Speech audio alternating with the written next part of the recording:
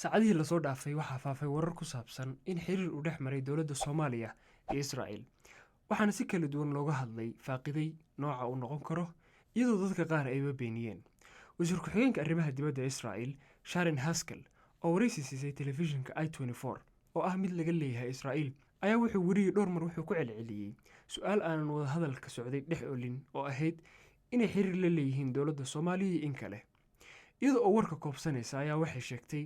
in xiriir nooc ah uu jiro balse si qoto dheer uma aysan faahfaahin inta uu la eg yahay goorta uu bilowday ama cidda kale ee ka tirsan dowladda Soomaaliya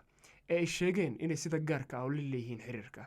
waxay ku tilmaamtay xaaladda Soomaaliya mid halis ah oo saameyn ku leh gobolka oo dhan iyadoo ka hadlaysay ururada argagixisada ah ee ka dagaalama Soomaaliya al-shabaab iyo daacishna ay ugu tunka wan yihiin dhowr jeer ayaa su'aashaas lagu soo celceliyay Sharon su'aasha ah in Israa'iil xiriir la leedahay Soomaaliya in kale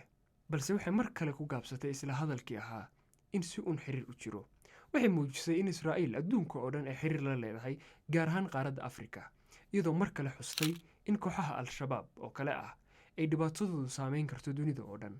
waa sida ay u dhigtay hadalkeedu wuxuu u ekaa in khataraha kooxaha islaamiyiinta ay yihiin wax dalal badan wada quseeya marka ay timaado in laga hortago dhaqdhaqaaqa xoutiyiintu wuxuu Soomaaliya ku riixayaa bay tiri in saameyn weyn ku yeelan doonaan dhaqaalaha kalluumaysiga marinada badda maraakiibta iyo alaabaha kale ee ka gudbaya halkaas oo ula jeedo xeebta ku tirsan Soomaaliya warbixin ay qaramada midoobay soo saartay horaantii sanadkan ayaa xustay xiriir sii kordhaya oo u dhaxeeya xoutiyiinta Yemen iyo al-shabaab oo ka jira marinbiyoodka Baabil Mandab inkastoo aysan faahfaahin ka bixin nooca uu yahay xiriirkaasi haddaba markaan dhinaca Soomaaliya u leexdo maxay maamulka Muqdisho ka dhaheen inay xiriir la leeyihiin Israa'iil BBC oo daba socota jawaab u helidda su'aashaas ayaa la xiriirtay wasaaradda arrimaha dibadda ee Soomaaliya balse kama aysan jawaabin fariinteenna taas oo aan ku doonaynay inaan ku ogaano dhab ahaanshiyaha dhanka dowladda Soomaaliya in xiriirkaasi uu jiro iyo in kale balse wasiiru dowlaha wasaaradda arrimaha dibadda Soomaaliya Cali Cumar Balcad oo si gaar ah ula hadlay warbaahinta online-ka ah ee HBN Online TV ayaa sheegay in Soomaaliya aysan la lahayn wax xiriir rasmi ah ama mid siyaasadeedba Israa'iil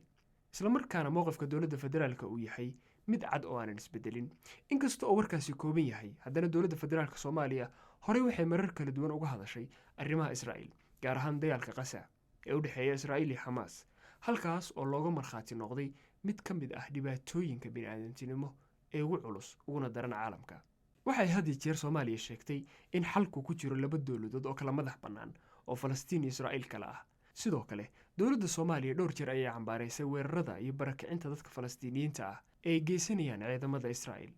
mas'uuliyiinta Soomaaliya waxay sidoo kale xoog u taageereen xabad joojinta ka dhacday Gaza waxayna mar walba xaqiijiyaan inay taageerayaan xuquuqda Falastiiniyiintu u leeyihiin jiritaan dowladnimo